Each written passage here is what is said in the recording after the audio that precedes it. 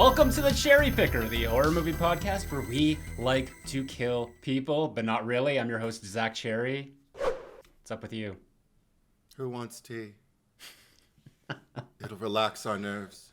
Eddie of Edward is truth. You have to be watching us right now to just get the visual, what you just did with your eyes, because... I don't even know what I was doing. They have a mind of their own. Yeah. Today we're talking about April Fool's Day, released March 27th, 1986. Of course, this is being released on April 2nd. What are you going to do? But, you know... Join our Patreon if you want it earlier. Thank you. Yeah, we'll get to that a little bit later. But obviously, for I guess calendar purposes, you know, we wanted to do April Fool's Day as close to April 1st as possible. So here we are, being thematic again.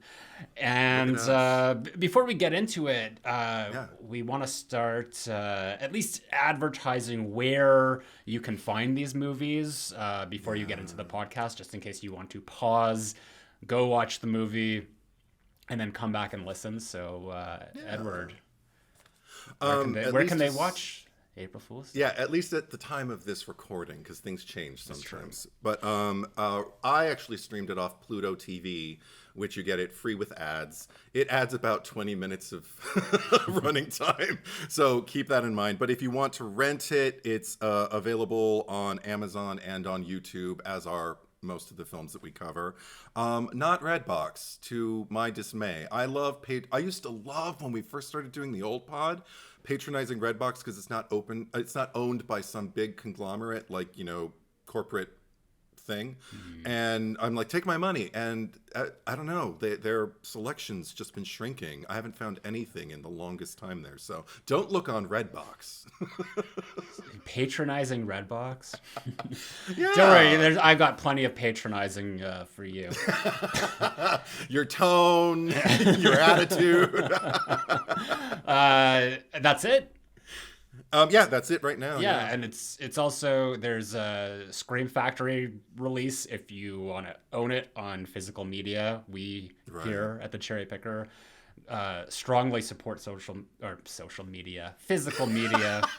Social media, you know, take it or leave it. You said you like it, and you can't take it back. No, say April Fools. Just say April Fools. It's the 2nd, though. We already established a precedent. Okay. Yeah, okay. I didn't like it. I didn't. Oh. Cards on the table. Yeah. I like that in a co-podcaster. Yeah. All right. What is your history with it? Do you remember the first time you saw it? I do remember the first time I saw it because I rented it with a friend. It's obviously one of those movies in like a pantheon of 80s holiday, you know, like in the wake of like Halloween, you know, like like New Year's Evil and My Bloody Valentine, April Fool's Day. And I knew, like, as much as I knew about it when I first watched it, was that it was from a producer of Friday the 13th, who is Frank Mancuso Jr. Mm-hmm. Yeah.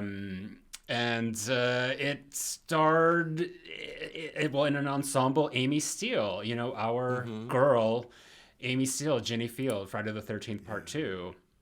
Yeah. And I really loved the key art. Like, it's got a fun little, you know, like the back of the girl's head with the noose, the braided noose. In the braid, yeah. Holding the knife behind her back. So that was all exciting. I'm just like, oh, I want to watch this movie. I want to see like an April Fool's Day themed horror. And I don't really remember my feeling after seeing it. Because this was a long time ago. This would have been like circa 2000. So I didn't remember if I liked it or not, like, because it had been so long since I had seen it again, and I didn't see it again until Scream Factory did put out the Blu-ray, and I purchased it because I know for the longest time I was trying to find it, but having revisited it that like back a few years ago and then again last night, I'm just kind of that's my lasting impression of it. Nah. You're Yeah. in a nutshell. Yeah. Yeah, I remember what again, like many films of this particular era, I just remember being in the video stores and in the aisles in the horror section. And this was one of the covers that was always there. And I remember that braid. And I especially remember the girl standing in front of, all of her peers, apparently, with the knife behind her back. I always thought, for whatever reason, I always misremembered it as a classroom she was in front of. And always thought like, ooh, I want to see that movie about teens that like kill each other on April Fool's Day. I guess that's what it's about. And when I finally saw it, I saw it probably in my mid-20s when I finally got around to it, because by then I was really familiar with Amy Steele and how much I adored her, in Friday the 13th Part 2. And so I was like, ooh, Incentive, I'll check it out. And I honestly don't remember the first time I saw it. I think I've seen it twice before. And I remember going in, because I remember already revisiting it before this particular excursion that we're taking, and not remembering anything, and kind of going like you, I mean, a little kind of, So this time I went into the screening and I thought, oh, I've seen this a couple times. What do I remember about it? Well, Amy Steele's in it. Thomas F. Wilson, Biff from Back to the Future and all the Back to the Future movies is in it. I don't really remember anything else about it. It's a bunch of people on an island. Yeah. And so I rewatched it thinking like, okay, this is probably going to be a thumbs down experience for me, especially given the track record that 2024 has been for me. Revisiting something, it opens up and I go, why don't I watch this more often? And actually, to the movie's benefit and to my own benefit, that wasn't exactly the experience. I was actually benefited from remembering so little this time, because all the surprises were surprises still. I didn't remember any of the spoilers, so I got to experience it kind of for the first time and go, okay, it's not as bad, or not even as bad as I remember. I just remember it, I guess, being kind of dull. It wasn't that dull this time. I was like, it's a pedestrian, it's your run-of-the-mill slasher film. Like a virgin watching it for the very first time again. That's me. But I think that there are things that I like in the movie. Like it's not a complete write-off. Like I think aesthetically, this is a do I want to say an important movie? It's a valuable movie in the 80s slasher library. Sure.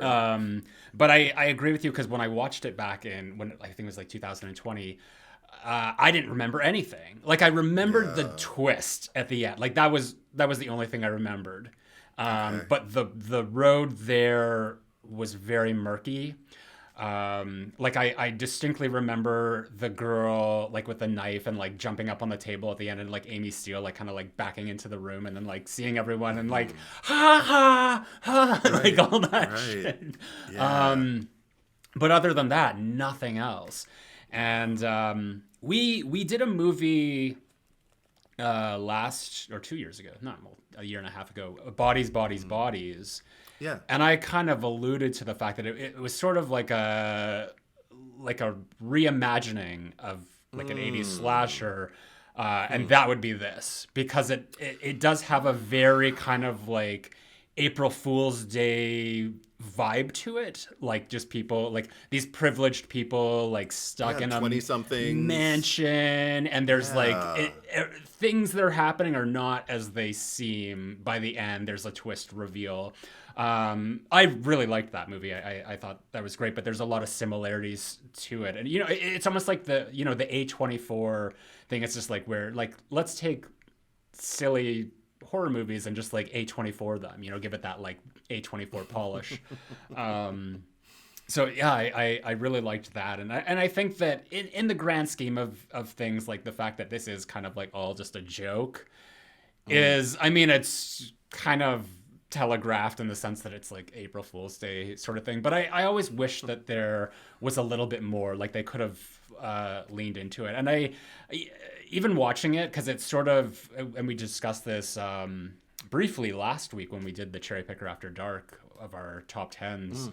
Because we're talking about the concept of the Agatha Christie and then there were none.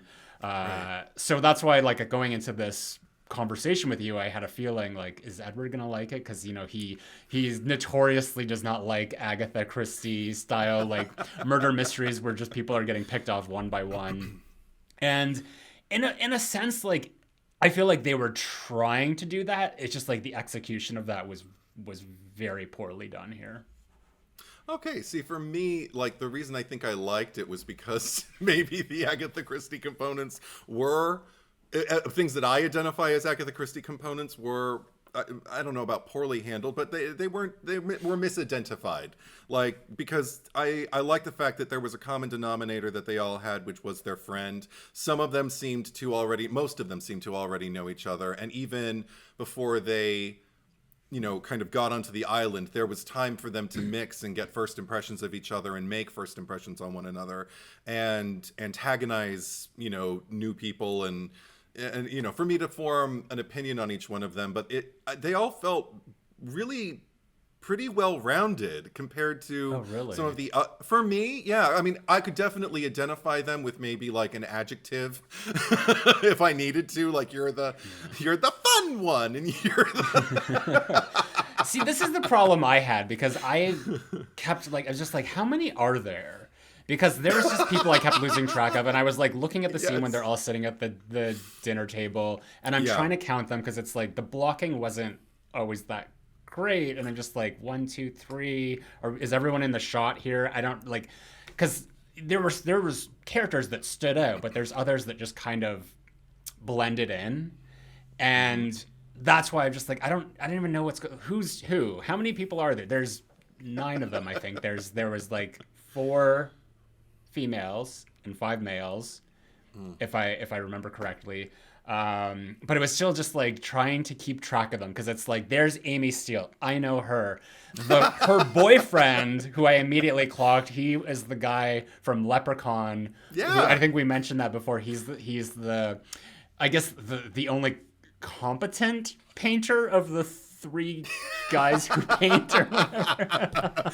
He plays Rob. His name is Ken Olant, and yeah, he was Nathan in the Leprechaun. He's the love interest of Jennifer Aniston, for people who are still going, who? So yeah, that was him. Yeah. And I found out there were a handful of them that I knew. Like, I already mentioned Biff, you know, who Tom Wilson, who played Arch. That's what I'll call him for the rest of the pod. Yeah. But Chaz, the guy who was hooking it up with yeah, see, I'm reaching for the names too. Nikki. Yeah. I kept thinking, like, you look familiar. I feel like I saw you in another, like, 80s film. He was in a teen film called Just One of the Guys. Did you ever see this one? No. Okay, it was kind of like a reverse Tootsie or Mrs. Doubtfire, but for a teenage girl, where she cut her hair real short and she pretends to be like this high school athlete. You could have just said the Amanda Bynes one. Yeah, what was that one called? Where she to play soccer? Just One of the Guys? No. Oh my gosh. No. Oh shit! I just said Just One of the Guys. I don't remember. I didn't see. But you're from. This is proof that you're from a younger generation. Well, this is the millennial version. Was it She's the Man? I think it was She's the Man. She's the Man. Yeah. And it was based off I love one that of the movie. Shakespeare ones. Yeah, it was one of those. Yeah, like either Twelfth Night or the other one where a woman dresses up like a man. But anyway, it's that. And he played this guy Chaz Clayton Roner played her love interest in that. You know, like her. You know, unspoken, quiet, silent love. I remember the way she broke it to him. Spoilers for Just One of the Guys, was she just opened up her shirt and showed him her breasts. Total typical 1980s fashion, and he just went, "What?" What's your favorite 1980s, like non-horror, just like I guess more of like comedy thing, or just like what's one that you have like a really fond memory of? Oh my god, you answer first, because I think for me, like the one that I always, because I watched this quite a bit because it was on TV a lot, and I remember I bought the VHS, was Fast Times at Ridgemont High. Jennifer Jason Leigh and like Phoebe Cates and like the infamous, because she did the flashing, even though it was like the dream sequence of what's his name, Judge Reinhold's. Yes. Okay, I'm glad That's I got it right. Yeah. Sean Penn, all of those people. Yeah, I remember that one quite a bit. And it's crazy to think that, like, when I first watched it, like a movie like that, I mean, it was probably, when did that come out? Like 82 maybe, but it was like probably, probably still like 16 years old at that time. And now you like look back on them now, it's like almost like over 40 years old. So, Yeah, they were all so young. They were so young. I mean, I'm having a hard time coming up with a comedy because I'm like, as far as like rom-com, like what most people would call a guilty pleasure, though I suffer no guilt for this pleasure. And it should be no surprise, it's a Madonna film. It's called Who's That Girl? With her and Griffin Dunn just like kind of running around the streets of New York. Griffin Dunn from American Werewolf in London. Yeah. And he's like this straight-laced, uptight, was he an accountant? No, he was a lawyer. And he's marrying Haviland Morris, I believe, from Gremlins 2. You haven't seen Gremlins 2. From 16 Candles. She was the blonde who Jake Ryan was dating and Molly Ringwald was jealous of. Here's a question. Has Madonna ever played the straight-laced character? No. Well, like, Mickey, give her a challenge in her career. I mean, I know that she hasn't acted since. No, but she was going like full on Harley Quinn in this movie, just like, hey, you got a tiger, like, just character voice galore. I mean, I always think like Lori Petty ripped off Madonna's performance from Who's That Girl for later when she did Tank Girl. But anyway, and everything basically that Lori Petty does. But anyway, but that it's funny because bringing up like other 80s movies, what comes to mind is I watched for whatever reason, I don't know why, I watched the theatrical trailer for this one. It's on YouTube. You can watch it in full. And I don't mean like the Scream Factory, ad, which is different. I mean the original, like, you think it's going to be terror on an island, like I do basically every episode. But no, it was like Porky's. They had that silly loop-de-loop-de-loop song playing, and they just kind of focused on the prankery of it, and also like the part where like Amy Steele tears off Rob's what was it, his robe or whatever it is, like whatever it is he's covering himself up with, she tears it off, and it made it look like, ooh, wacky hijinks, might they go too far? Ooh, watch the movie. And I was like, oh, it really doesn't play that way. I don't think comedy when I'm watching it at all. It actually feels more like, kind of,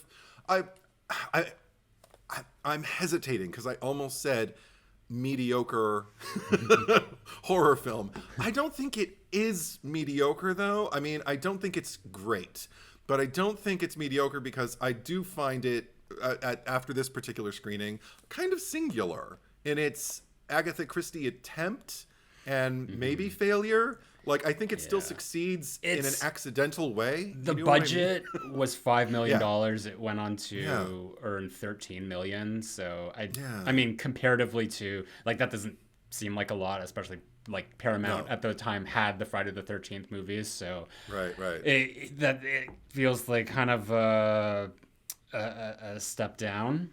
It didn't start a franchise for sure. It didn't. Well, I mean, where do you go with a franchise like this? Friday the 13th did it.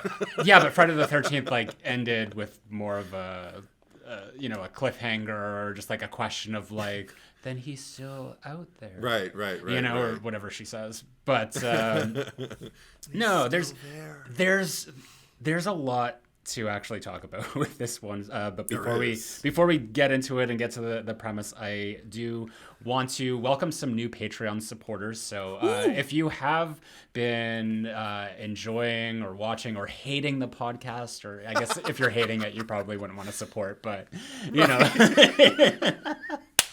if you love to hate the Cherry Picker, you can head over to my Patreon account, Zack Cherry, ZACKCHERRY, and subscribe at any tier. You'll get early access to all of our episodes. If you're subscribed to the Freddy Krueger tier, you get access to the Cherry Picker After Dark, our bonus episode that we do once a month.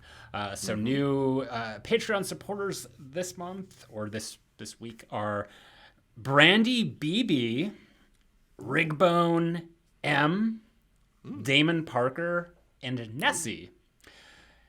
So welcome aboard. Thank you for supporting. We greatly appreciate that. Every little bit of help goes a long way in making the podcast better. I think. Yeah. Has it gotten Thanks, better? guys. I don't. Yeah. Absolutely. We just get better with age, like a fine wine. Yeah. I also want to thank Boy Cried Wolf, who is our editor, who does all the nitty gritty. So thank you to him. That was kind of a Kermit the Frog yay for Boy Cried Wolf. Yeah! It's the Muppet Show with Boy Cried Wolf. Yeah! Sorry, go on. No, we're good. So yes, thank you to all who contribute, and if you're wanting a little bit more or a little bit of early access, head over there and you'll get that. Anyway, Edward, do you have a premise for April Fool's Day? Actually, yeah, April Fools. I got one. Good, thanks. Gotcha. Yeah, I know, isn't it great? Okay, can I just say before I do this, April Fool's Day as a holiday, probably least favorite holiday. Why does it end at noon? What is that rule? Does it? Where does that? Yeah, there's like a thing, and it's like because I remember as a kid, like someone would get you in the morning, and then you'd be like, okay, I'm gonna think on something really good and get them back later, and then I'll do it, and they'll like completely fall for it, and I'll be like April Fools, and they're just like, no, stupid, April Fools ends at noon, and I'm just like, what is that a thing? But I've never heard that. Maybe it's a Canadian thing. I don't. Maybe. Yeah. That's weird. Kind of like pinching people if they don't wear green on St. Patrick's Day. I don't hear that anymore. It used to be true in the playground. I think it was just an excuse for kids to pinch each other really hard and get away with it. But anyway, I always wore green. Okay, Here we go. Into this movie. After an unforeseen tragedy befalls a local boatman, 8 wealthy college students collectively decide to go on celebrating the birthday of a friend at her remote island mansion. But can anything be believed as one by one they appear to fall victim to an unseen murderer this April Fool's Day? Huh? There we go. There it is. Yeah. I do want to say enthusiastically. Yeah. Yes, I do want to say that I think my favorite aspect of the movie, like if to speak favorably towards it, is the music. Okay. The score is Charles Bernstein. Mm-hmm. Am I saying it right? Yeah. Nightmare on Elm Street, obviously, and it has kind of there is like a little Friday the 13th-ness to it. Yeah. Like not as well refined as like Harry Manfredini's, but it's just like it has that kind of that quality to it. You know what I mean?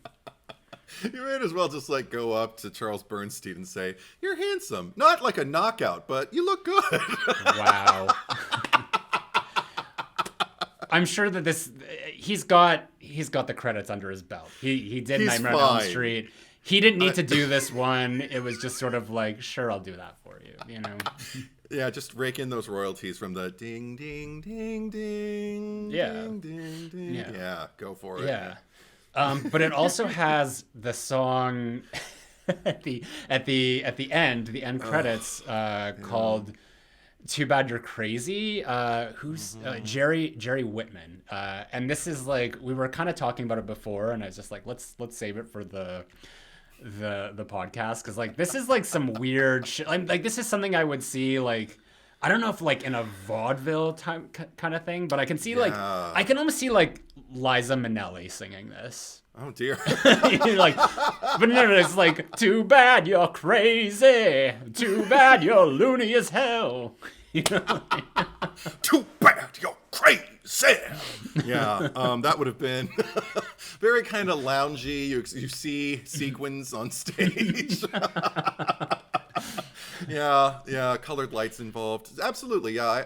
I think I 100% agree with you. I just got, like I said before, a wacky vibe from the song. I think from both songs, that songs that have words, not the score itself. Yeah. But yeah, ultimately just kind of again like a Porky's-esque kind of like, aren't we silly? Weird xylophone playing kind of vibe. And I don't always get that. Again, like not really characteristic of horror, certainly not slasher movies at the time. I don't know how self-referential horror was getting at that particular point either. They were still kind of rooting the tropes and just starting to replay them, over and over again. That was going to be something that would become played out by the end of the 80s, I think. Someone on Twitter, actually, I'll get a direct thing here because I did the little now watching April Fool's Day posted on Twitter last night, and someone said Black Nerd Kid, just to give credit where credit is due, it was Scream before Scream with meta vibe, kinda.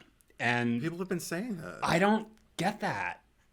I didn't either. Yeah. But it's said. Amy Steele, I actually watched a little bit of a Q&A with all of the principal female actors who participated in this from like 2016 after a screening of the movie. And it was adorable. They're really sweet.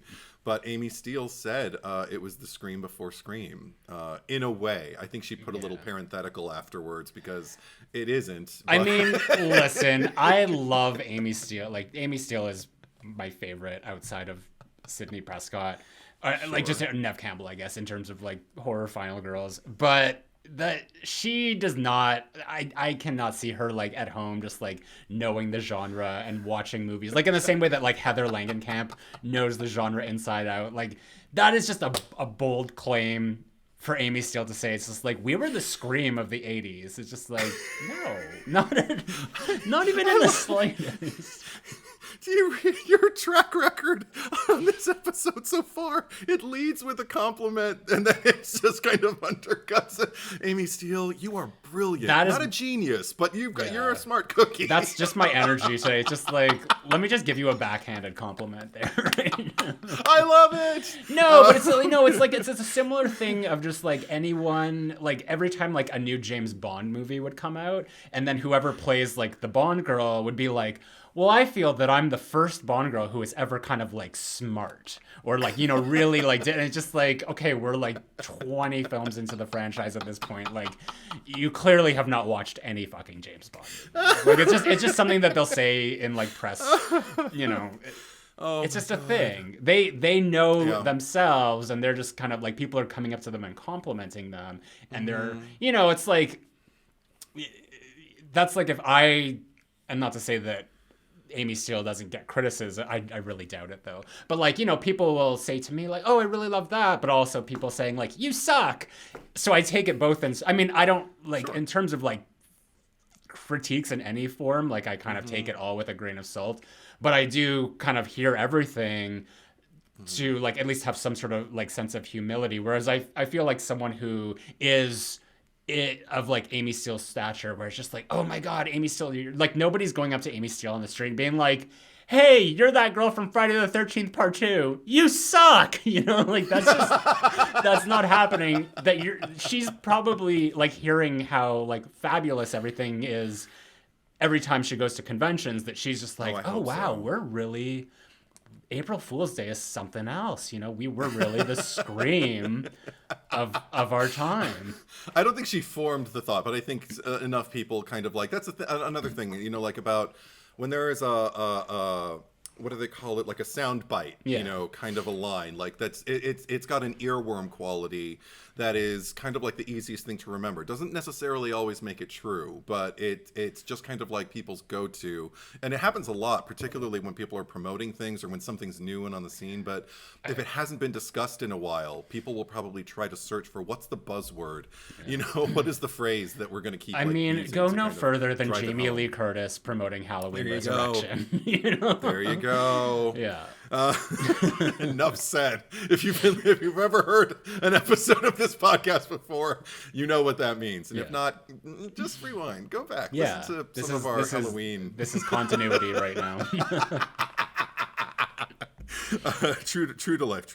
Yeah. But and it is easier to speak in superlatives, I think, particularly when you're promoting something. But even when you're just kind of reminiscing about something, it's probably easier to just kind of wash it into a generalization, as opposed to like, well, pick this apart and let's the way you do on a podcast where we're sitting here literally taking notes and picking things apart. So, yeah. I don't think it is Scream before Scream. I didn't even really think of it as all that meta. What struck me about it was I took about 2 pages of notes before I realized they were all wrong because I had forgotten the reveal at the end, and I was just kind of like, oh, this answers a lot of my questions now. And even the things that weren't necessarily I guess I feel like they tied up kind of all the loose ends, even the things that didn't necessarily pertain at that particular moment. Like one thing in particular that comes to mind is Nan. And there's a lot to talk about there, but just isolated as far as like when Muffy is kind of doing her Scooby-Doo pulled the mask off and here's how I did it explanation, or Scream, if you will. Like, here's how it all happened. Except she's like pacing back and forth like this like excitable kid. Like she's just like, oh my god, didn't I put on this like great show? And like, and everyone's just like kissing her ass. Like, yeah. The most like kind of like relaxed, chill reveal of any. It's like if this was like if Muffy is the Ghostface killer, just like, oh my god, like I could just imagine like Emma Roberts just being like, oh, like this was so like, and then this, like it's almost like that energy of just like, I was so good at that. Right. And now I'm gonna do it again. Like, wasn't it so much fun, everyone? You died so well. Or Olivia, you died so well. Good for you. Oh my gosh, I had faith that you were gonna pull it out, and look at you. You turned it, bitch. Anyway, that I want to see that ending of Scruffy. No, it's like anyway. No, it's Jill, but if she does need her friends. Exactly. Yeah. And if she's actually like a good person. Well, I don't know about good, but like mischievous and thrifty. Like that's one thing. I the motivation behind it I kind of understood. Like, and even that's another thing. It did kind of hook me in to think like this is personal. Like this is about retaining the property that your family, kind of like has a legacy with, and it's you feel very tied to it. Also, like you're wealthy, so I don't know how much how much is really going to mean to you outside of like real estate and maybe your friends. And but I mean, because she had an opportunity to like pay off the taxes and everything like that by turning it into an experience, but she wasn't necessarily motivated by greed. It was about keep it in the family and have some fun. And I was like, you know what? I like you, and I've liked you kind of the whole movie. The actress who played Muffy and Buffy is Deborah. Just Muffy. Muffy playing Buffy. Let's put it that way. Is Deborah Foreman. I looked her up, and she looked really familiar. I thought I saw her in something specific, but I didn't see anything in her IMDb credits that I was like, oh yeah, I've seen that. Outside of like maybe some sitcoms and stuff like that. With all of them, that's kind of the case. The ones who we haven't already identified, you're this from this. But so I guess she was just one of those actors who was always around playing, roles. And but she there was something about her in the reveal when she alludes to Nan, to get back to that, where she's just kind of like, and she doesn't even really look at her. Nan's just kind of like off to the side, and she's like, and unfortunately, something like, and unfortunately, some of my reveals might have been taken the wrong way, and I really regret that. But, and then she just goes on. She just continues rolling through, and that's when I'm like, is Nan going to be the killer then? Is there going to be like a real killer? So I was totally set up for that ending. So I have a question for you, because like that seemed to really bother her, as well as like the newspaper clipping of the car accident that killed 6 people really bothered Harvey/Hal, whatever the fuck we're calling him. I call him Hal. Yeah. Harv. It's like respecting pronouns. Why not? Anyway, because they sort of alluded to a thing like he had an accident or like some sort of car wreck too. So it was like she was using, because it was even brought up in that conversation when they're like, whoever's doing this knows about our secrets. So that baby thing, it made me think, so did like Nan like get an abortion or something, and then like Muffy knew about it and was like playing that tape to taunt her? Was that what was happening? Well, this is the thing. I actually love that it's kind of like represented obliquely and not spelled out exactly, because yes, obviously she had an abortion because he heard Hal said later on like something about an abortion. I'm like, that's what I thought. Yeah. But the question of whether Muffy actually knew about the abortion and that's why she put the baby crying in the thing. I don't know. I don't know, because that actually makes me, if Muffy knew, then that makes me like her less, because that's really shitty. Like, you know, to kind of taunt well, that's what at the end when she's just like, and some things I guess didn't go over very well. Anyway. But if she didn't know, and it like maybe she knew that she thought about it, and maybe she didn't know that she actually went through with it. Like, that's all headcanon for me. You can believe what you want from it. For me, I haven't made up my mind yet. See, this is where I'm at, because I just like none of that was really expressed. Even like obviously I don't need things to be spelled out for me, but it wasn't even like presented in a way that alluded to like this could have possibly been a thing, because there is all that confusion by the end. And I feel like like me obviously being someone who's very much about continuity and logic, especially like with logic here, this is why a movie like this annoys me, because nothing is really logical. And then like when you really kind of break down the whole scheme, as it were, it's just like it's requiring so much suspension of disbelief in that like everyone has to be a willing participant once they understand what's going on. Right. And even thinking about like her whole concept of this resort and like dinner show, because I don't know if she said like she was tweaking it and this was just like a prototype, but like people would know what they're getting into when they like pay to go see this thing. But like as it is here, if she's just surprising people, like there's so much unpredictability. Like someone might come for this experience not understanding it and then just like, oh, you're dead, so you have to play dead now for, you know, you have to sit in a room, go sit in a room for who knows how long. You might be out of this for like days, depending on how long it takes. And people being like, okay, let's do that. And then the fact that like they're all sitting in there at the end and she comes in and it's not like a like surprise, happy birthday sort of thing. They're just sitting there and they're like reading magazines. Like they're bored as shit. They're just like, oh, is this thing over yet? Like that's... I loved it. Because it was the antithesis of all of the mania she was experiencing on the other side of the door. No, I get it. Like that's great, but like when you start to just like look at it logically, that's where it's like it starts to bug me, because you have all these people, and like that's the other thing. Like clearly nobody dies in this movie. There are no deaths, and that's all well and good, but it's also kind of like adds another layer to this, that there's really like all these off-screen kills or just like very like it's very PG in a way, and that's why like this is, I think it's rated R. It must be, just because of like all the sexual content and just like things that they're discussing. You know, like doing it raw as the Cosmo magazine thing is, right. but apparently like this is aired, like it's okay to like air on TV like unedited, because there's nothing in it that's really offensive or anything, like just in terms of violence.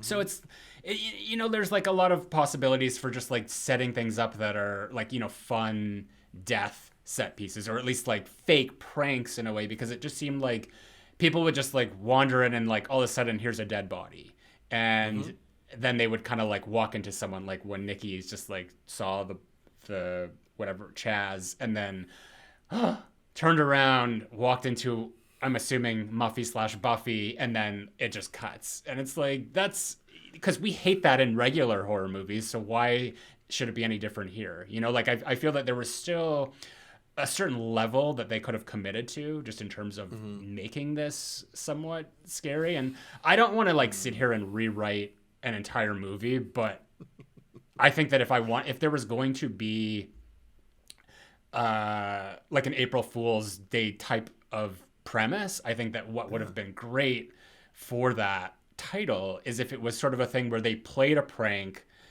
and someone died or seemingly died, and then all these people, it was actually, we didn't know that it was a joke, but all these people were kind of put in this situation where as they go through the movie and they're actually like crazy shit's happening, maybe they're killing one another, almost like what like Bodies was until the end, and then it's revealed like, oh, this was actually all a prank. So then at least you have the stakes, you have the consequences, and it's actually, it's a horror movie.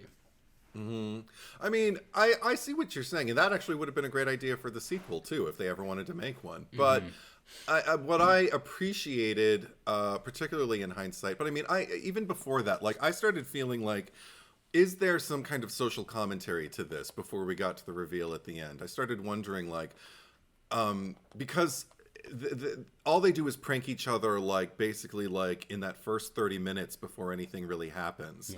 And we're establishing character, and we're you know, meeting other people, we're watching everybody shit on Nan. And then we see this accident happen, and I was completely unclear as I was like, did I miss something? And I had already gone back a few times, and I was like, I'll just ask Zack. But and it turns out it doesn't matter because nobody died. But I wondered, did Buck, was he one of the people who dove in, because they all seemed so guilty at the end of it, so he must have been one of the people who dove in when what's the cousin's name? Shit. Who's Buck? Buck is the boatman. Okay. The one with the mutilated face. Boatman, yeah. Who they think that they killed when the dock and the truth be told, that was a part of the movie that I forgot. Because I distinctly remember it being part of the joke, but I thought that the joke was revealed right after it happened. So when he got on the boat and they like took off, I'm like, oh, so their shenanigans actually mutilated a guy, and everyone's they're just like going about their business on the island. And I just kind of forgot about it. But then he came back at the end. So that was actually the one thing that surprised me that I forgot about, because it's so inconsequential. But I do love the moment at the end where he jumps out on Rob and then pulls it off and like slaps it on his face. Yeah, and Rob says, ha, ha, ha. But what I liked about it was Skip is the guy who I'm searching for, because they did the prank where Arch threw the knife at Skip and it went into his gut. He Skip fell is the overboard. Skip is the cousin, who's really the twin. But that we find out Buffy. At the end. He's Buffy. Buffy Skip. And he but when he gets it in the gut and he falls over and everybody like dives in, I guess what happened is that Buck is one of the people who, because I just saw bodies diving into the water, and I guess he stayed there. But see, that's the thing that I couldn't understand is he grabbed the line like he was going to tie it around the, I don't even know what it's called, but that iron thing in the dock to keep it docked so it doesn't just kind of like float away or drift away once they dock. But he got in between the boat and the dock, and I didn't understand what's going on. Like that, it's obviously coming towards you, and he's obviously like a professional or a working, functioning boatman. Doesn't he know better than to like? Why does he need to jump in the water to like do that? Like get back on the boat and tie it off when you get it like aligned with the dock. But he didn't do that, and then he gets his face, a big bloody thing that everybody's screaming and everything like that. So I didn't understand the logistics of that. But then once I realized, oh, this is part of the social commentary. This is part of like, what are these characters now going to do? First off, they don't even have the humanity. I felt like it was making a comment about their privilege and their wealth. And about what people are inclined to do when they can't even conceive of consequences they may have to pay. Because first I thought was, oh, they don't care about him. They're just going up into the house, as was evinced by like the exchanges with when they start like taking in the grounds. And Nikki says one of my favorite lines when they see kind of like this vista through the windows while Chaz is like going, I could get used to this, and she just says, on a clear day you can see the Kennedys. But what's the line in Jawbreaker? On a clear day you can see tomorrow. Which is an actual what it says. No, but it's because it's when Fern is when they're in the bathroom, it's just like, With the cigarette. Yeah, okay, sorry. Yeah. Continue, please. On a clear day, you can see the Kennedys, Courtney.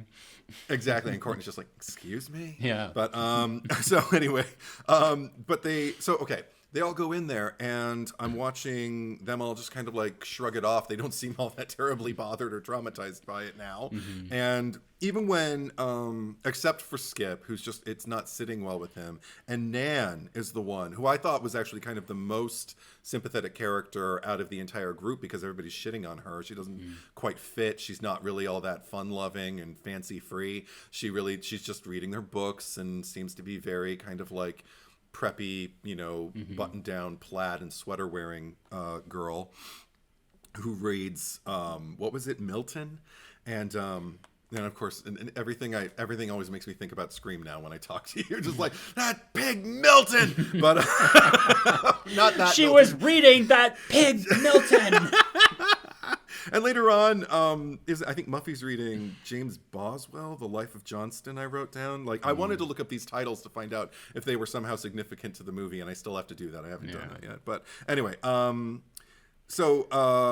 Nan tells Skip, who's feeling really, really guilty, just, Skip, blaming yourself won't make Buck any better. And I'm like, Nan! Like, so, okay, let's just have a good time. Like, let's just forget about it. Like, at one point I thought, like, that's really kind of empathetic and sweet and compassionate towards Skip, because it's like, it's true. Worrying about it won't make it any better. But at the same time, the second thing that occurred to me was, like, these kids don't even have the wherewithal to protect themselves. Like, they could have lawsuits against them if anybody finds out that it's because of a stupid prank that he was in the water in the first place and ended up getting wedged between the boat and the dock. Like, so they don't even have the instinct for self-preservation. They're so selfish. I mean, the thing is, can't like, even think about real life consequences. I mean, aside from the fact that was a prank, I think that was wholly that guy's fault for jumping in. And were you asking if, like, it made sense to the fact that, like, how did he end up in the water? Like, it was almost like that, because all of the characters, like, including the Skip, who revealed that he didn't even know about it at the end, they almost like orchestrated this whole thing to like fall in the water with a knife in his gut so that the guy would fall in there or jump in after him. So yeah, I think it's just a matter of, it's just not good writing. I love that because you always like mine so much more out of characters in these situations than I do.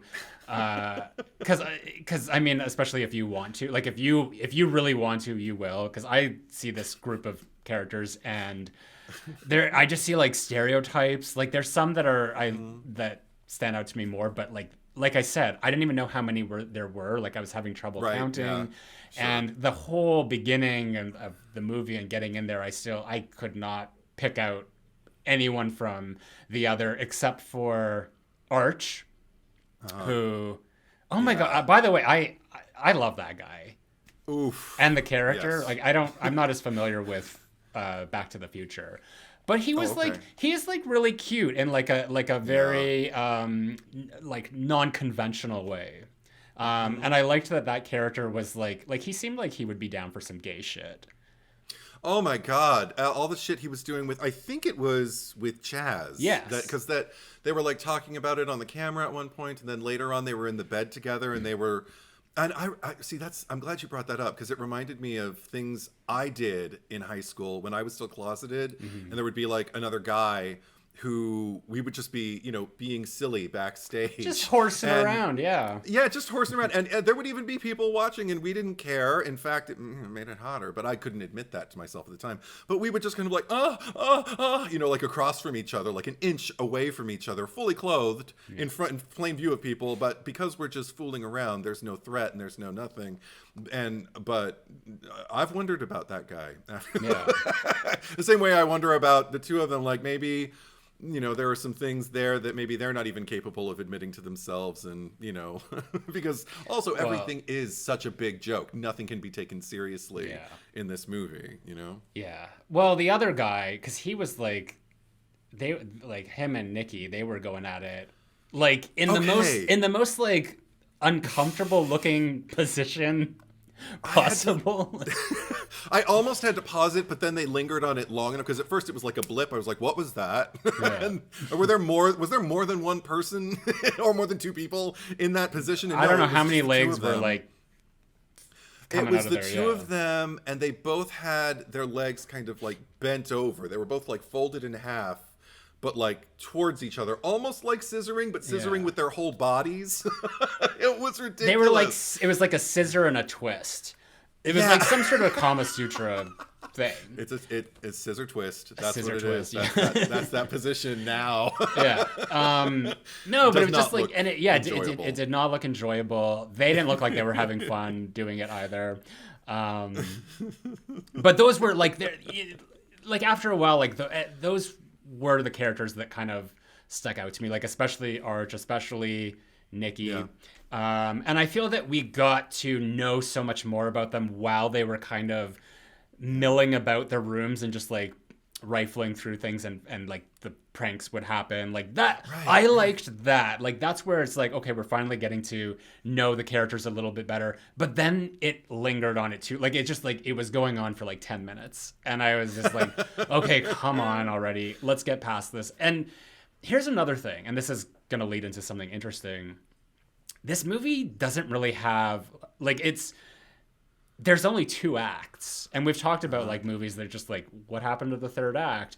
Because it's like there is no third act, or there is no second act. It just goes right to the end, because there was actually and filmed an entire third act to this movie, which would have like almost a half hour of footage. Which would have effectively rendered it a horror movie with actual I know murders and scares. But I guess the producers decided that it was too jarring of a shift. They wanted to go for that, I guess, that Porky's tone that you got from the trailer. Maybe. And that's why like the very ending, like the very, is that what you call a button?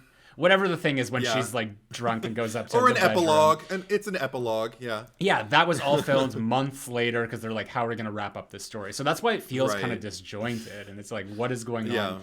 That end scene always confused the hell out of me. But did you want to explain the extra half an hour? Well, this is the thing, because I found out just from watching like the 2016 panel discussion that they had, and I didn't get to hear much of it, but apparently like they all it entailed like them leaving the island and the pranks continuing on, but they just kind of like got more and more intense to the point where they're no longer pranks. I don't know exactly what happened, but you're right. It kind of doubled down on the horror and leaned into that aspect a bit more. And none of the funny thing is, none of the women remember exactly what happened either. They just remember the actress who played Nikki, Deborah Goodrich, just said more water. Everything was water with her, like the well and getting sprayed in the face with the faucet and everything like that. Yeah. But there was more she remembers she had to work in water like overnight and overnight and overnight while they were shooting. And I guess she blocked it out. Okay, well, so do you know anything more beyond that? So Skip, the cousin brother, is the killer, and if they do leave, they come back, and not all of them, but then they're like Skip starts to, I don't know if he kills anyone or just like tries to kill them, but it does like culminate in this like horror ending where he is the killer, or a potential killer or something like that. So and I don't know where that footage is. Like it certainly wasn't on the Blu-ray, but it's all there. So Paramount has it sitting in a dusty little box in a corner somewhere. Who knows if it'll ever see the light of day? It's kind of like the Wes Craven, like The Cursed footage with Skeet Ulrich. I doubt we'll ever see that. But with this, I do have to say the epilogue that they ended up with in the theatrical trailer, I actually kind of enjoyed, because like it's the theatrical. I mean, not the trailer. At the end of the movie, at the end of the theatrical cut. Yeah. Sorry, I'm tired. I'm always tired. But no, when because Nan looks so different.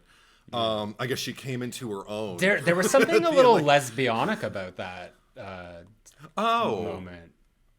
I just thought like she finally graduated to the prankery and the trick. I mean, maybe. I mean, if we're talking about what was going on between like Chaz and Arch, like, yeah, why not between Muffy? I mean, and I love that, like the speculation about like the root of the name Muffy, because it came up. Nikki was the one who came up with Muff Child, Moffo, the Muffster, Muffin Stuff, and then Hal makes a bad joke about Muff Dive. Nan wanted to do some Muff diving at the end there. Yeah, she wanted to go for a Muff Dive. Yeah. Yeah, I wouldn't be surprised if that's what followed at the end of that scene. And you know what?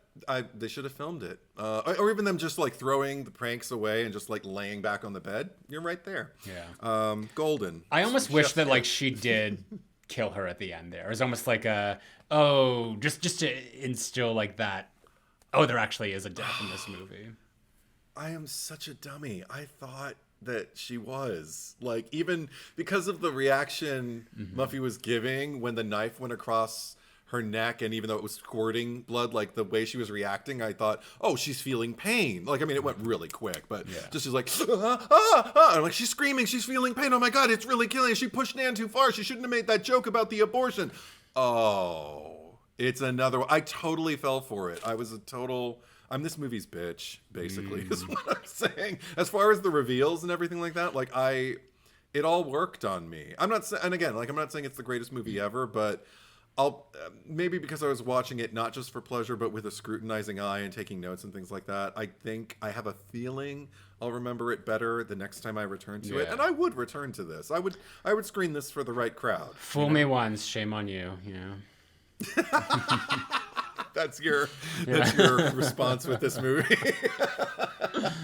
Well, that's the thing. It's just like I don't find it a very rewatchable movie because of there's a lot of movies where it's just like, obviously we know the twist, we know certain things, yet we can go back and watch them again and again, and it's just like it's so great. Like for instance, like in Silence of the Lambs, knowing that when the FBI is approaching, like coming up on the house and ringing on the bell, and we see Buffalo Bill in the basement, and we know that he's not there. It's not the right housing. It's Clarice going to that. And like every time I watch that, it still has the same effect. I mean, it's maybe not as surprising as the first time, but it's cinema, you know, you feel it. Whereas this, like the movie itself, it has a very like made for TV, almost like cable movie of the week kind of vibe, especially like from the start, the opening credits, like it just feels very cheaply made. And as we go through the movie, like there's a lot of, and like how I was saying that like there's really no transitional switch. Like it's just like we're in the first act and then all of a sudden it's like we're act 2 and the movie's over. That we're watching these characters kind of like explore when they finally start to like look around, and it's like nothing you're finding here is interesting or leading or doing anything. It's just like I feel like I'm watching paint dry. And that's why like it was particularly difficult for me on this watch through, because I knew that's like, come on, like it's already a short movie, but it's like get to the point quicker. Okay, see, I guess I do like this movie more than you do, because no, you do, the thing definitely. Yeah, because I was there on the ride while it was happening in the first. There are no 2 acts, so we'll say the first 2/3, shall we say, like the first hour of the movie. I was like taking notes, like why is Amy Steele so stupid? Like not Amy Steele, but what Kit? Why is Kit so stupid? Like, I mean, the second she saw that portrait with the twins in it, she should have thought like, Muffy never mentioned having a twin, and she's been acting really strangely. Like, it should start there. But it took, and then when we finally get to the point where they're like uncovering, like, oh my gosh, it's Muffy's clothes. It should have been like, oh my God, I saw that twin thing. And it takes like an extra, I'd say 90 seconds or maybe 2 minutes for her to get there. And because I started writing the note, and that's when she was like, I bet it's her twin. She was the one in the portrait that I saw in the thing. And I'm like, Kit, you're the final girl. Come on, it's Amy Steele. Do her right movie. So come on. Is the portrait, is that Muffy and Skip? Yeah. Okay. Yeah. That's such a stupid twist. It's like it's not the cousin, it's actually the brother. But no, like that was another disappointment. It's just like the Amy Steele of it all, because there was like, especially at the end when she was kind of like encroaching on her when she was backed up against the door there, because it's like, she's not even trying to run or anything. Like, she's just standing there like paralyzed by fear. And she looks cute. She's got the little striped tie thing going, like that little prep outfit. school Yeah. thing. Facts of life. Yeah. But no, it's just like watching her, it's like, this is not Ginny. She doesn't have that empathy. She's just kind of there. Like, she's probably the least obnoxious. I don't even say she's obnoxious. She's just like, like amidst all these people, it's just because it is Amy Steele that she's just imbued with that natural charisma. But there's so much to her character. Like, even when they first see Skip's body floating under the boathouse, it's like there's urgency, but then it's like, okay, let's forget it. And then she hears about all the bodies that are found in the well.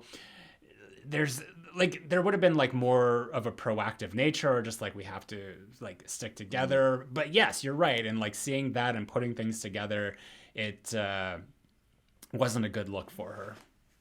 There was one thing that I appreciated about either the way she played it or the way it was directed, because it didn't seem so much on the page, but it was also Kit's I guess directness and ability to kind of like assert herself in the situation, particularly where Rob was concerned, because when she was with him in the boathouse and they were getting ready to have sex, the way she like tore that article off of him, whatever it was, and the way she just kind of like, I was like, okay, Ginny, I always got like a power bottom, kind of like still kind of demure, but also like she could run that camp, but I think she would be mostly kind of like like, this is what I want to happen, but but still you're the top. I got major top energy from Kit. Like, she was just like, get on your knees, like that's what I got from her.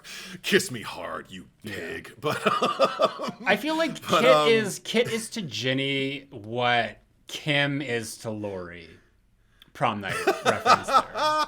Ooh, interesting. Yeah, like, not in that I prefer the latter. You mean the former? I prefer like the latter in terms of like Lori and Ginny. Oh, okay. Like, I prefer the latter in each case as opposed to because there was something else I wanted to say. Because there's so much to address. Oh, because another thing, again, like little things that just hook me in. Like, I liked the bookend of the Jack in the Box, because it seemed like this thing they planted in the beginning, like in the very beginning with the flashback, that felt very reminiscent of like, oh, this is going to be like a happy birthday to me thing, where there's going to be like a celebration that's turned on its head, and the irony of all the cheeriness is going to careful with that, because we should do that movie sometime.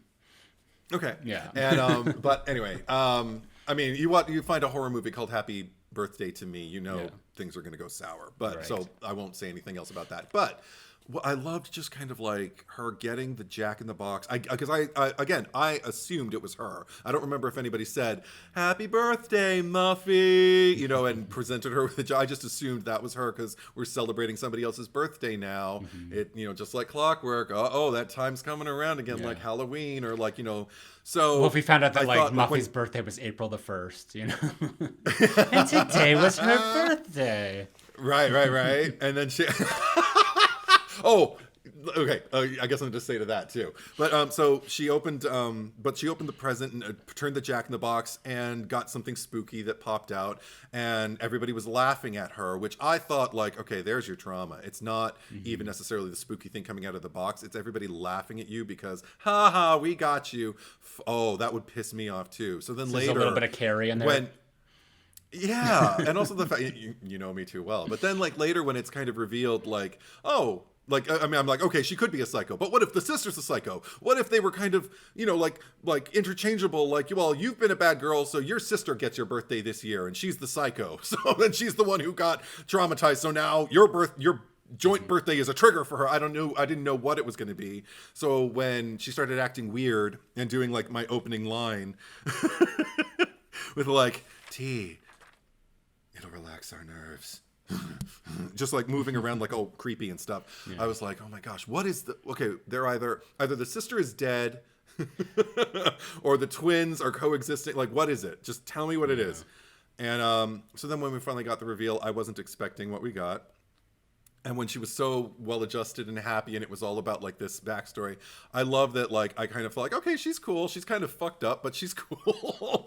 And then she got the Jack in the Box in that bedroom in the epilogue, that with the aforementioned epilogue, the button when she. And I love that she started turning it almost like as a psychological trial, you know, just like, okay, let's see if I'm still scared of it. And I love that because I was right on the ride. She stopped and she set it aside. Like, okay, I don't need to turn. You know what?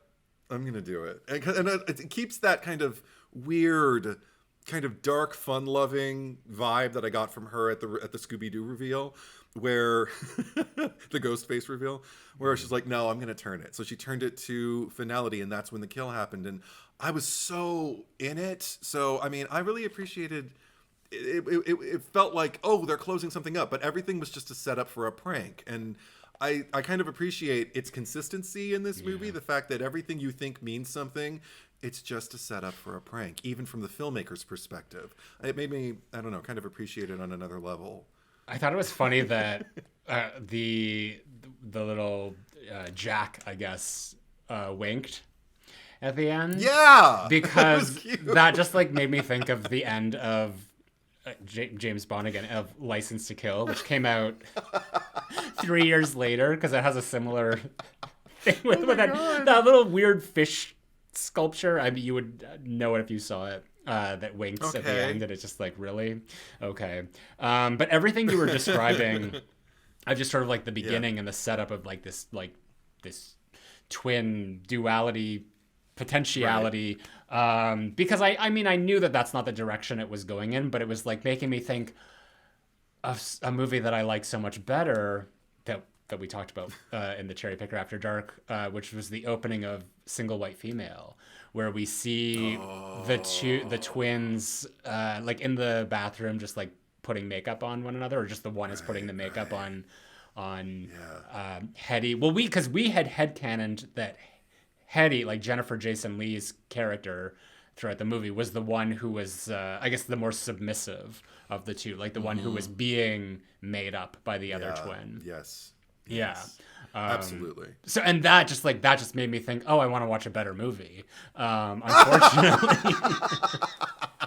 Well, I mean, I did feel it a bit, again, right before the reveal, the ultimate reveal. Yeah. Excuse me. When, was I the only one who, when Kit and Rob discover, I guess in the furnace, Muffy's clothes, and then they get attacked, they see the painting with the eyes, and they think it's, you know, could be Buffy, but then it turns out it's Muffy's severed head. And then they start getting chased by Buffy. Was I the only one who wanted Amy Steele to reach into the furnace and pull on Muffy's clothes and go, that's all, Buffy. You've done your job. And Muffy is pleased. You know, I'm tripping over the names. You know what I mean? Just kind of like, Buffy, Muffy is talking to you. It would have been so amazing. But, I mean, they did kind of allude to something earlier with, and you don't know Back to the Future, so you probably wouldn't catch this, with Arch, when he's talking about, I think it's when he's talking about pranks on one of the video camera kind of tutorials they're doing, where he's standing there and he's talking about pranks. He says, I mean, I'm not one of those, like, look, your shoelace is untied kind of pranks. I mean something real good. And I was like, Biff, one of Biff's most famous lines is telling George McFly in the first Back to the Future movie, hey, McFly, your shoe's untied! And then he looks down and he does one of those, you know, things to George McFly's head while he's bullying him. So I was like, oh, was that like a, you know, a Biff the movies, illusion? They both came out in 1980s. When did Back to the Future come out? No, Back to the Future 85, a year before. Okay, so well, because this came out in March of 86. So... I don't know. You know? I don't know. I mean, he knew he knew shot the line it for a long time. He knew the line. Yeah. So maybe they thought it was going to be an Easter egg. Maybe it's just one of those like happenstance kind of like things that's just kind of like, ooh, nice little nugget, you know. Yeah. But I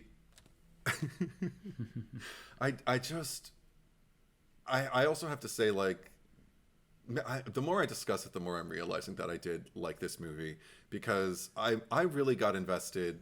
Like, I love what you mentioned about Arch before, because I felt the charm as well. I've had a crush on Thomas F. Wilson forever, and even saw him in a production out here at the Geffen Playhouse of Paint Your Wagon, where he sang. And he was older and he had a beard, and I was just sitting there going, oh my God, he's so sweet. Because he's one of those great actors who can play a dickhead really, really well. But the reason he can is because he's like the most decent guy in the world. You know, like he could play a slasher if he needed to, because everybody's going to feel safe with him, you know, and he's not going to push any boundaries. And he's just going to be really, really cool, but he's going to do the job, you know, while the camera's running. Mm-hmm. But even with Arch, one of the things that I appreciated about him was that I saw things playing, and this is probably more Tom Wilson's performance, but when they were going through their pranks, one of the pranks that he got the doorknob that opened, you know, that broke off, that planted the seed for later when Amy Steele was trying to get out of that room.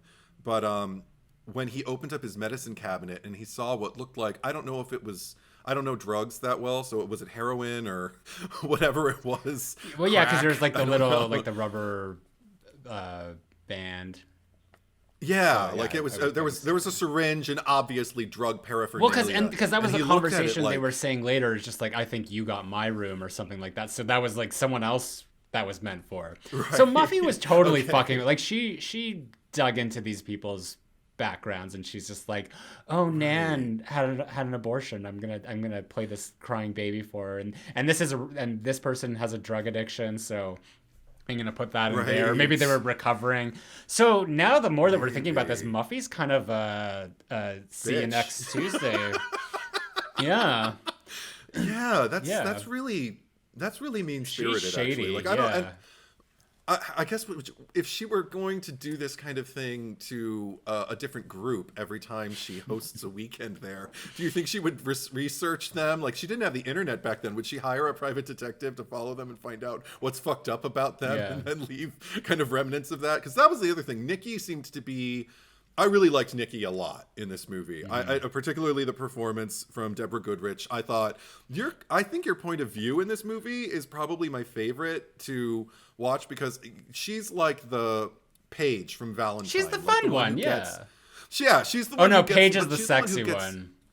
The sexy one. She's the one who gets like kind of like the slut rap, you know, like the label of that, when really she's just.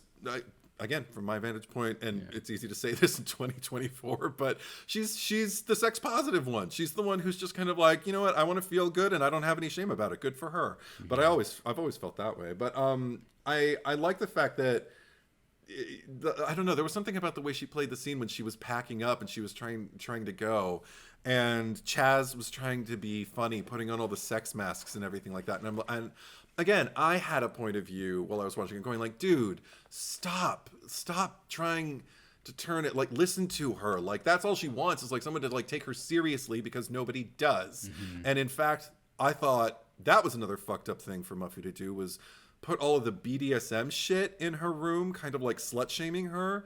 Just kind of like, well, you'd be into this, you know? And it's just like, well, I mean, she's obviously into like Kama Sutra type experimental positions and things like that to try and see, will this get me off?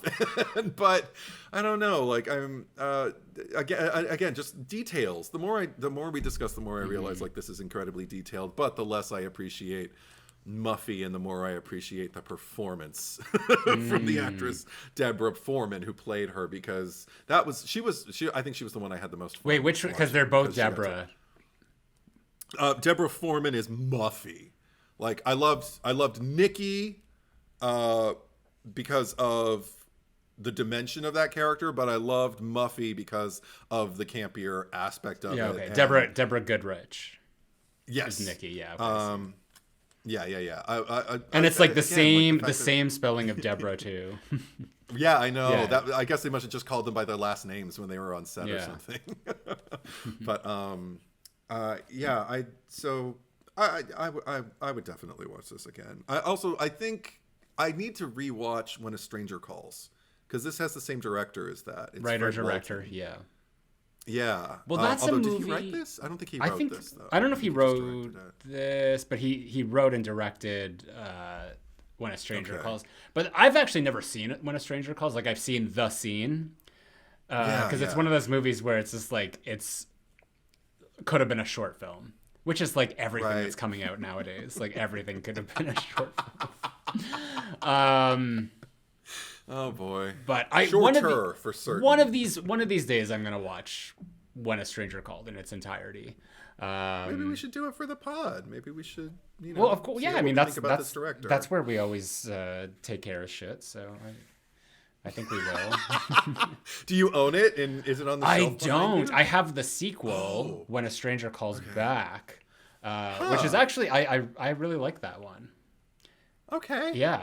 I mean, I really like Carol Kane as an actor too. So seeing her take the lead in a horror film might be a really good opportunity. Because especially, I like the way. Obviously, I love the performances, like what the actors on the female end of this movie, like everybody had coming forward. So he's obviously really, really good working with actors. So we'll see. We'll see if When a Stranger Calls, is a known title for a justifiable reason. That could be fun. No, that's fair.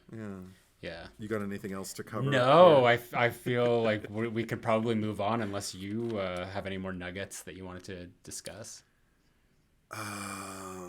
Like I said, so many of the notes that I took were, "What is this?" and they all got answered in the reveal.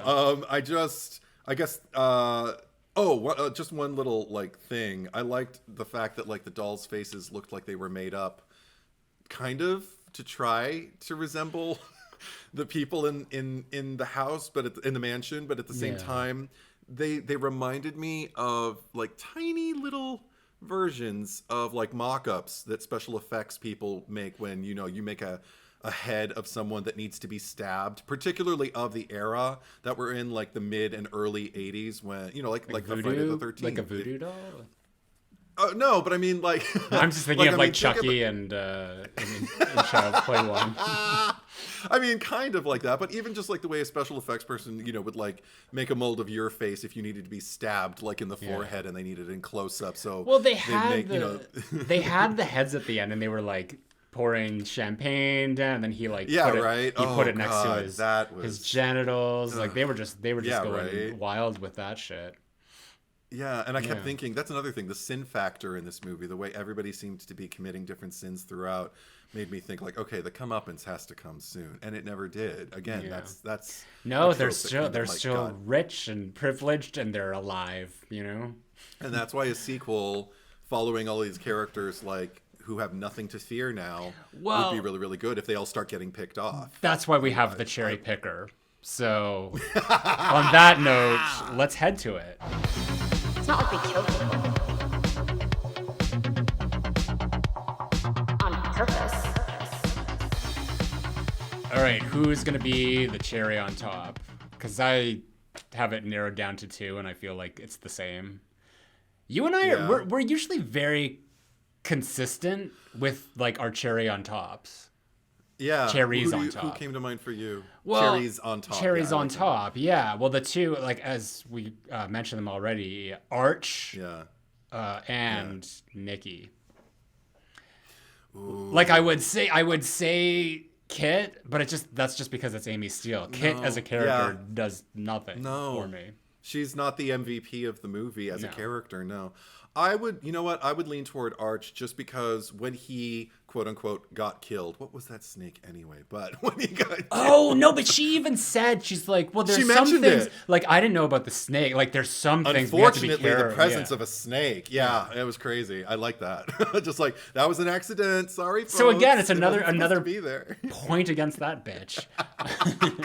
All these people could have died. She could have had the lawsuit on her hands. Yeah. I know. There is no way a snake is living on that island either. But anyway, too cold. But anyway, because when he died, in quotes, I was sad because I was just kind of oh, he's not going to be in the movie anymore. Damn. And I didn't think that when Nikki died. Even though I really liked her, I was just kind of of course, it's your turn to die. It sucks, but that was another thing that I appreciated was the symbolism when the corpse of Chaz is laying there cupping his business, and she walks in putting her boots on, and to the left there's a very large or long pink phallic symbol, which is a candle inside of a clamshell ashtray. And she, and I'm like, oh, he's cupping it. It's going to be gone, isn't it? And then when she removed his hands, his pieces were gone. So I appreciated that. It was foreboding, you know? Anyway. Right, so I would say Arch is the answer to the question. Yeah, okay, I agree. I'm all for Yay! that. All right. So last time, because it's been a while, on the Cherry Picker, we asked you who deserves to die the most in The Strangers. I nominated. God, so long ago. It was, yeah. I nominated Dollface. You nominated Man in the Mask, and across Patreon, Instagram, and YouTube, this might be the closest it's ever been. Ooh, okay. 480. Find out from Amethyst. Yeah, 482 for Dollface versus 492 for Man Oh in my the God, that is Mask. close. Yeah, it's just off by Wow. 10. Oh my God. Yeah. I want to hear. Yeah, for sure. All right. Comments. Dylan Jameson. While Dollface's mask is creepier, in my opinion, I've always felt that the man was the leader of the three. So, in my opinion, if you kill him, the whole plan of the Strangers falls apart. Minoru. I think I'm saying that right. The writer. I like the way you said it. Well, I was thinking like Minora. Minoru. Okay. Minoru says the writer and director. That's always so hurtful when they do Not it. on screen. If he were on screen, we could, Yeah. but no.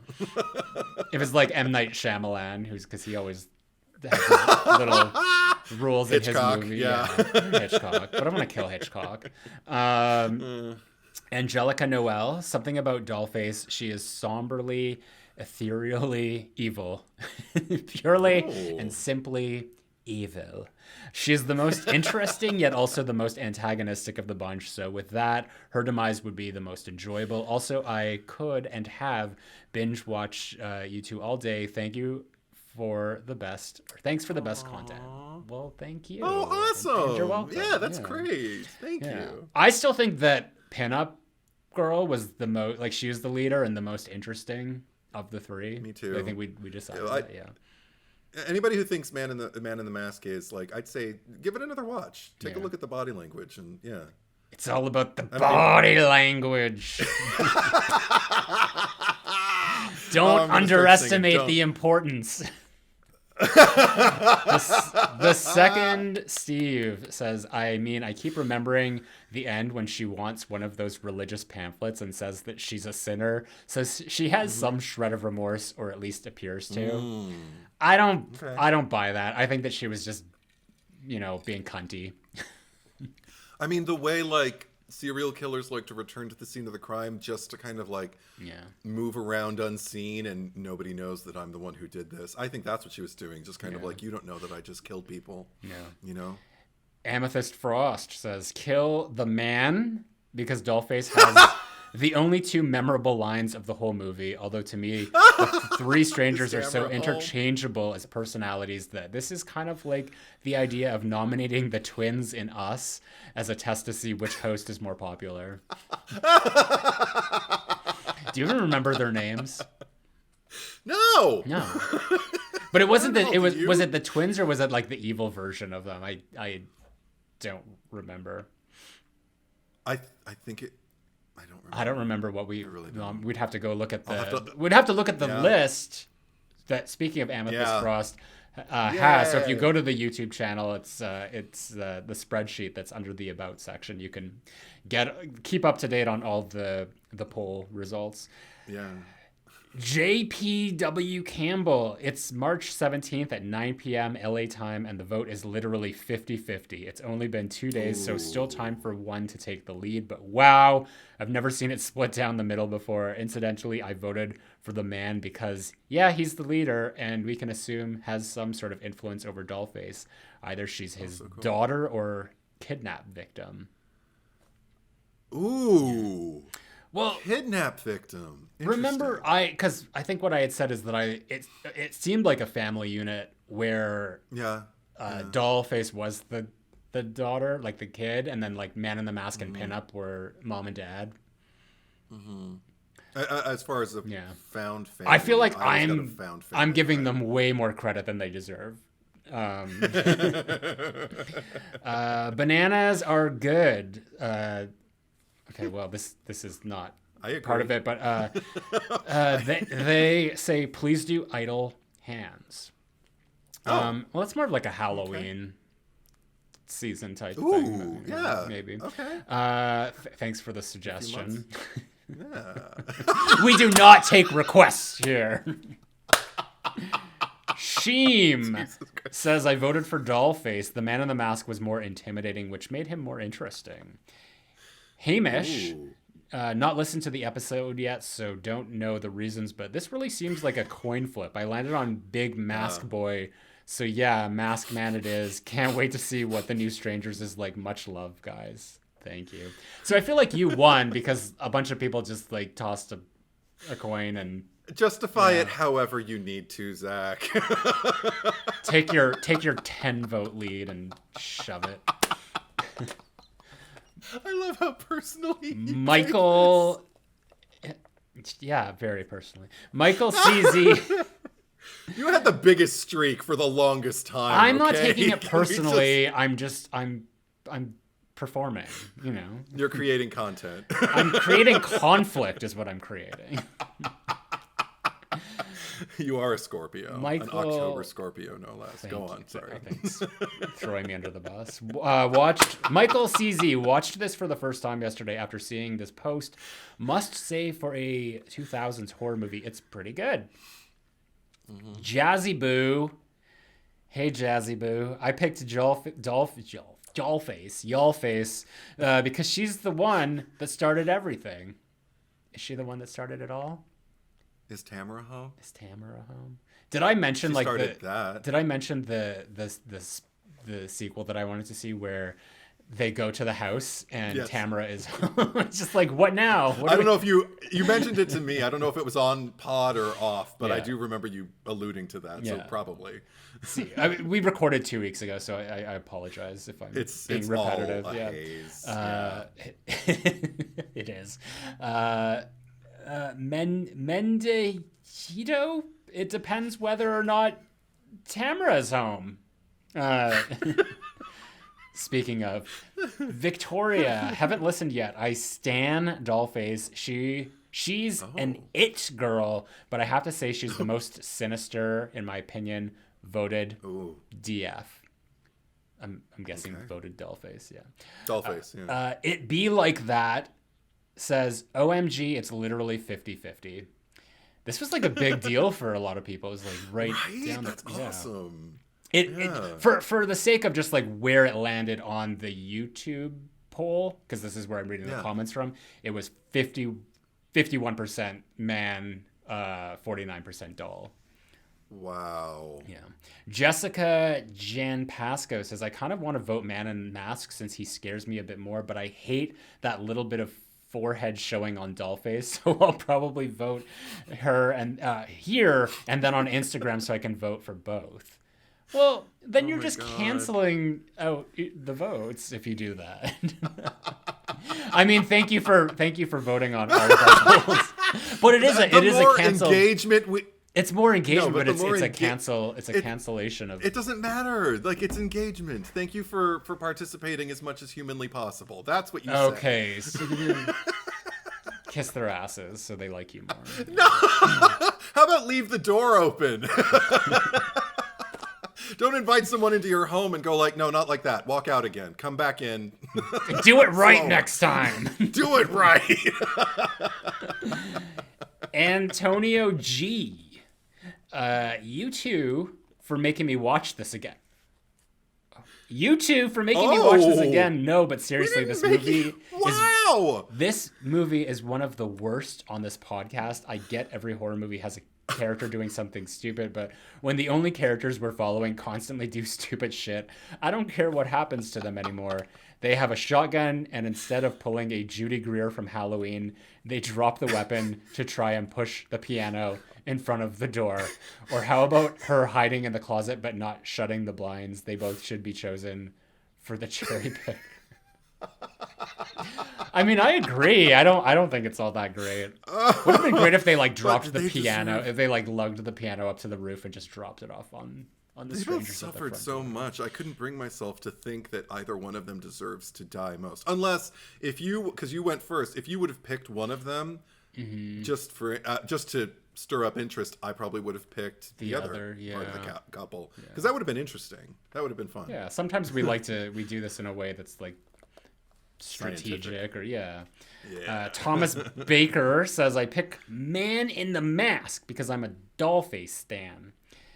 Oh. Michael Vasquez says Dollface. Whale Wolf says Man in the Mask was hot, as are all men in masks. Okay. I mean, Michael Myers. You'll love this movie. Yeah, Michael Myers can get it, you know? Let me know what you think about Chaz in those masks in this movie. Then that's what I want. He's like lower hot rung, in like those man. masks? Like no one remembers Chaz for being in the mask. Chaz Bono. Tona Chickface? Or is it Chic Face? Chic Face? I don't know. I can't kill Dollface because, silly fact, she's the reason why I watched the movie in 2008. I wasn't a horror fan then, but one of my favorite models, Gemma Ward, got the role, and so I had to support her. Ever since, I've joked about how no one can say she got the job just because of her pretty face, but I remember her fans' disappointment because she had the mask on all movie. Also, I agree with Zack. I like to hear that. I don't know what she's agreeing yet, but I agree with Zack that this movie is vanilla and it loses impact upon rewatch. But I think the reason why so many praise it is that it is vanilla, so easier to digest for more people, and it revolves around a fear that is pretty universal. Someone coming into your house with bad intentions. As a woman, that fear is even worse. Hence why movies like Hush, which you guys mentioned, and I would love to hear your thoughts on one day, work so well. The idea of that happening is more terrifying than the movie itself. Sorry for the long comment. Greetings from Spain. Well, thank you. Oh, well, Putona. thank you and well put. Chic My face. God. Yeah, I was gonna say you could probably replace one of us. You know, I'll take a week off. Any horror fan who can write their own paragraph dissertation, even if it's off of like what we said, like that's awesome. Yeah, Yeah. I Open door. I like Open the door. vanilla analogy. So Yeah, I know you do. I'm gonna turn it over to you, good sir, because Okay. you got that 10-vote lead. Thank you. Yeah, We're counting it down now. for sure. Yeah. Just keep pointedly letting me know because you won by 10 votes. I think you're making it more of a deal than it actually is. I'm having fun. You are. Yeah. I'm just creating conflict. We set a precedent, so yeah. I knew exactly who I was going to choose. And if you would have chosen first and you would have chosen him, I don't know who I would have chosen then. I'm going with, we didn't even really talk about him, but we kind of did. Yeah. Hal. I'm picking Hal, the preppy douche guy, just because I've said this about so many people who I've chosen for the cherry picker. He's everything that's wrong with the world. Like the fact that he's so unabashedly, so clearly hitting on Nikki when she so clearly is not feeling it. And when he's rehearsing that little dialogue, his side of it, like on his own, when he's just kind of like, I knew the first time I saw you that you were into it or whatever. It's just like, she was absolutely not into you. And she even says as much. She makes it like a, ugh, about you. And I can't stand him. And he's also just like, yeah, you got a lot of money and good for you. But I just have no faith that he does anything productive or truly helpful in a real way with it. I think he's just a waste of space. And every time he was on screen, I was like, you're the one trope that I actually could criticize this movie for the most, because the douchey preppy guy, that was rampant in the 80s. And I'm not angry that he's in the movie, but when he was on screen, it angered me. So he deserves to die the most. How about you, Zach? Yeah, I think like he kind of has this like pick me energy, and I think that's the thing that like really, right off the bat, rubbed me the wrong way with him because it's just and it's always like, oh, there's a job opportunity, like what? Let me like get in there, sort of thing. Like he was just trying a little too hard. The way he tried to assume like that camaraderie with the guys when he first met them, he's like Springsteen, the boss, and I'm just like. No, and just like I'm Harvey, but call me Hal, like that. And he was the the number of antithesis times of that he Nan. said that, the number of times and I'm just like, okay, I know your fucking name now. He's the antithesis of Nan. Nan was kind of like the other side of it, where I really felt bad for her for not fitting. It was the exact opposite. And I was like, go away. You need to be the first. To die. Interestingly enough, there's a novelization of this movie that exists. Which I believe includes the third act. I'm just looking here. Yes. I might actually be interested in finding that. But this novelization, which includes the third act, has some subplots that were not in the movie. And one of them is actually that your pick, Hal...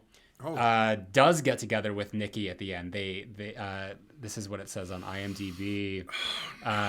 Nikki and Hal give into their love-hate attraction and actually have sex later on.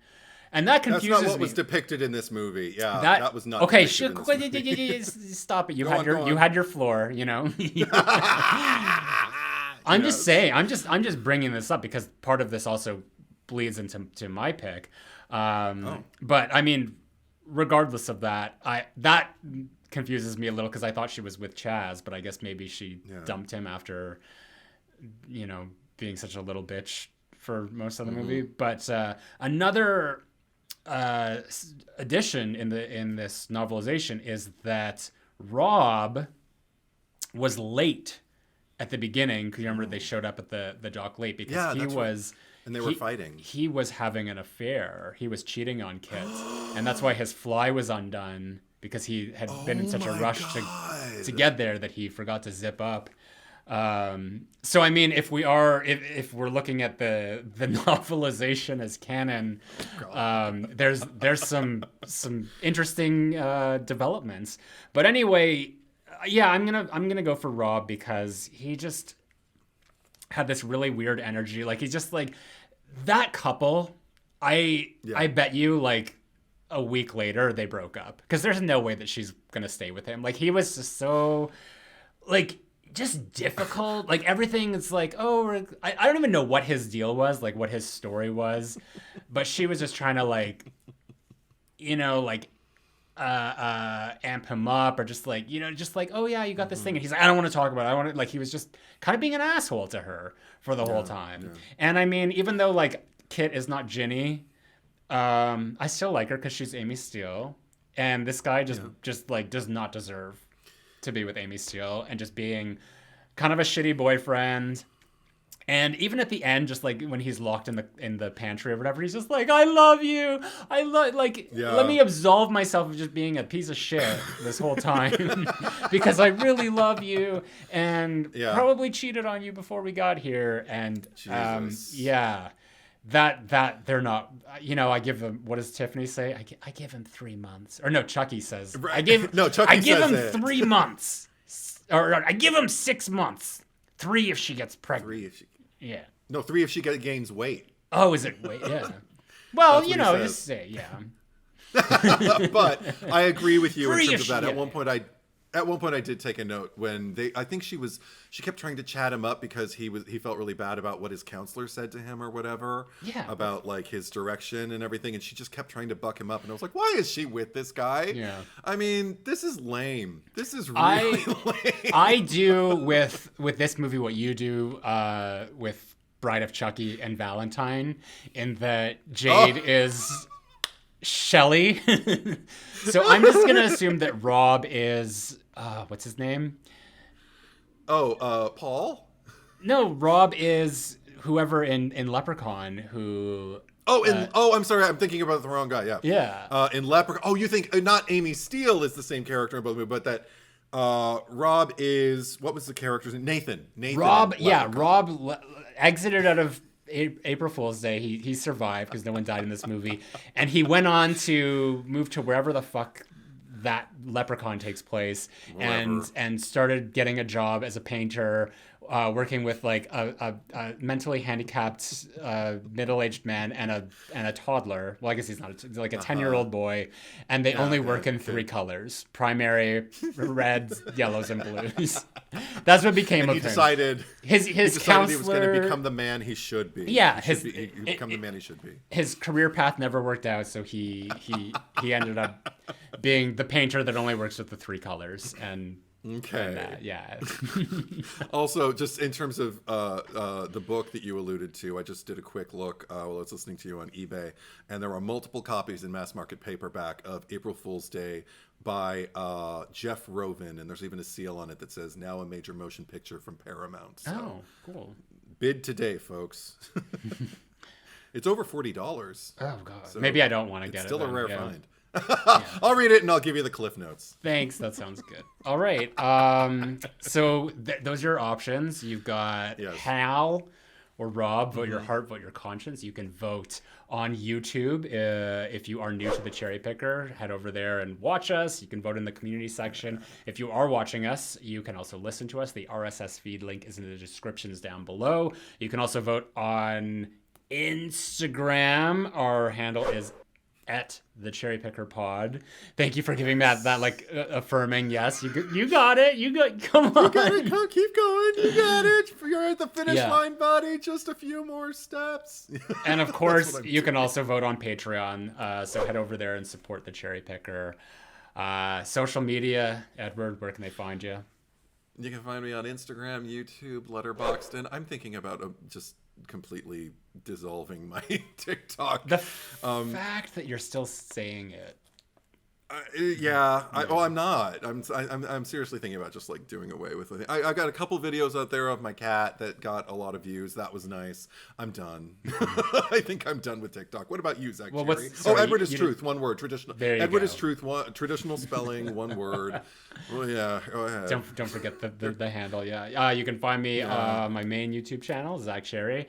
Also Instagram, Retro Bitch Face. Twitter, Zack Cherry 8. Letterboxd, Zack Cherry, and I think that's it. So what do we got going on next week? And I'm actually asking you this because I have no fucking idea. Dawn of the Dead, directed by Zack Snyder in its remake incarnation. How about that? The 2004 version, yes, which is the second remake that we've done of the original. So thank you for watching. Thank you for listening, and we will be